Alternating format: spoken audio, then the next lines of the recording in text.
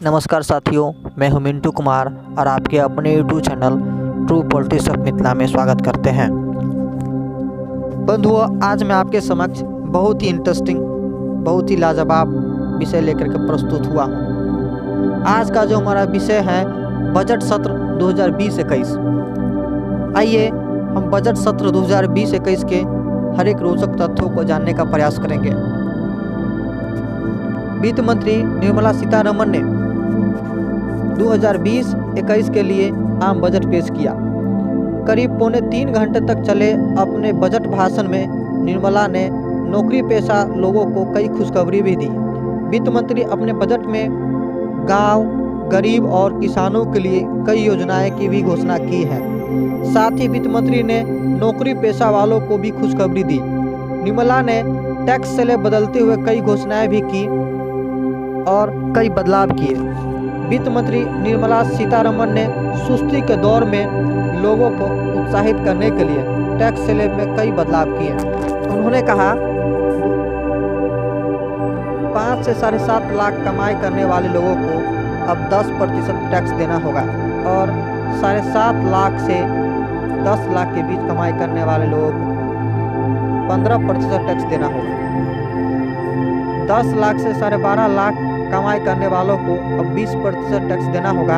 साथ ही उन्होंने कहा कि 15 लाख से ज़्यादा कमाई करने वालों को 30% टैक्स देना होगा और जिनकी कमाई 5 लाख के आसपास है उनको टैक्स नहीं देना पड़ेगा। और उन्होंने अपने अभिभाषण में कहा कि 2019 और 20 में कुल खर्च 26.99 लाख करोड़ हुआ। 2020 और 21 में नॉर्मल ग्रोथ 10% ही रह सकता है। मौजूदा ट्रेंड के अनुसार अगले साल 22.24 लाख करोड़ रुपए की प्राप्ति का अनुमान लगाया गया। कुल खर्च 30 लाख करोड़ रुपए होने का अनुमान भी लगाया। उन्होंने कहा कि 15वें वित्त आयोग ने 2020 और 21 को लेकर अपनी पहली रिपोर्ट दी है। हमने इस आयोग की सलाह को स्वीकार किया है। 2020-21 से लेकर इसे अगले 5 साल के लिए भी लागू किया जाएगा। बजट भाषण में कहा कि सरकार LIC में अपनी कुछ हिस्सेदारी बेचेगी। IPO के जरिए सरकार अपनी हिस्सेदारी बेचेगी। IDBI बैंक में भी सरकार अपनी हिस्सेदारी बेचेगी। इस साल राजकोषीय घाटा GDP का 3.8% रहने का अनुमान है। अगले साल के लिए 3.5% का लक्ष्य है।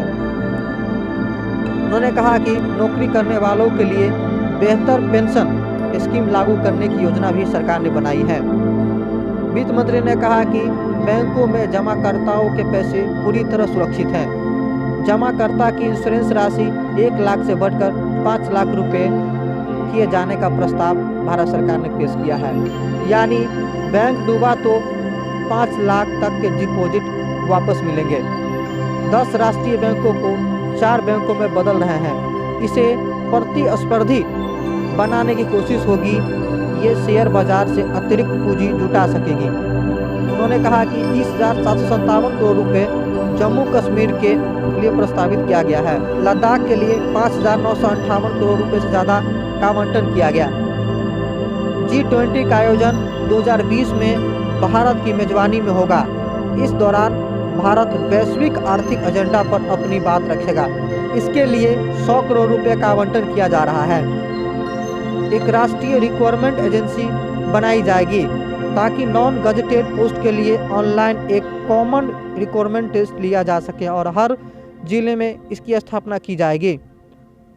वित्त मंत्री निर्मला ने वलवर की कविता के जरिए PM के 5 फैसले की तुलना की। उन्होंने कहा कि जैसे तिलवरवर ने देश के लिए 5 गहनों की बात की थी, वैसे ही PM ने स्वास्थ्य, खुशहाली, सुरक्षा और किसानों के लिए कई उपाय किए हैं। प्रदूषण से बचने के लिए वित्त मंत्री ने प्रदूषण से बचने और साफ हवा के लिए 2021 में 4400 करोड़ रुपए आवंटित करने का ऐलान किया है। उन्होंने कहा कि इससे प्रदूषित शहरों की हवा साफ करने में मदद मिलेगी। साथ ही उन्होंने कहा कि झारखंड की राजधानी रांची में एक अनुसूचित जनजाति का म्यूजियम स्थापित किया जाएगा। अहमदाबाद में समुद्री म्यूजियम बनेगा। 5 पुरातात्विक जगहों पर म्यूजियम बनेंगे। हस्तिनापुर, शिव सागर, धोलावीरा, राखीगढ़ी में बनेंगे ये म्यूजियम के लिए 2500 करोड़ का बजट पेश किया गया। वित्त मंत्री ने कहा कि देश में हाथ से सीवर साफ करने का काम खत्म होगा। बेटी बचाओ बेटी पढ़ाओ के नतीजे शानदार रहे। 2020-21 में 85,000 करोड़ अनुसूचित जाति और ओबीसी के लिए प्रस्ताव किए गए। साथ ही उन्होंने कहा कि अनुसूचित जनजाति के लिए 23,700 करोड़ की बजट पेश करने का प्रस्ताव पेश किया गया है। साथ ही उन्होंने कहा कि अनुसूचित जनजाति के लिए 53,700 करोड़ का बजट पेश करने का प्रस्ताव पेश हुआ है। दिव्यांगों और बुजुर्गों के लिए 9500 करोड़ रुपए का प्रस्ताव पेश हुआ है। निर्मला ने ऐलान किया कि घरों में लगेंगे स्मार्ट मीटर, बिजली कंपनी चुनने की होगी आज़ादी। मैं सभी राज्य और केंद्र शासित प्रदेशों से पुराने मीटर बदलकर प्रीपेड स्मार्ट मीटर अगले 3 साल में लगवाने का आग्रह करती हूँ। कंज्यूमर इसके जरिए अपनी सुविधा के हिसाब से कंपनी और रेट चुन सकते हैं। यह सबको बिजली देने की दिशा में अहम कदम है। डिस्कॉम में बदलाव के लिए 22,000 करोड़ रुपए का पावर और अक्षय ऊर्जा के प्राप्ति के प्रस्ताव पेश किए जा रहे हैं। 150 यात्री गाड़ियों को पीपीपी मोड में चलाया जाएगा। इससे तेजस जैसी ट्रेन चलाई जाएगी। मुंबई और अहमदाबाद के बीच हाई स्पीड ट्रेन को लागू किया जाएगा। मानव रहित रेलवे क्रॉसिंग खत्म किए जाएंगे।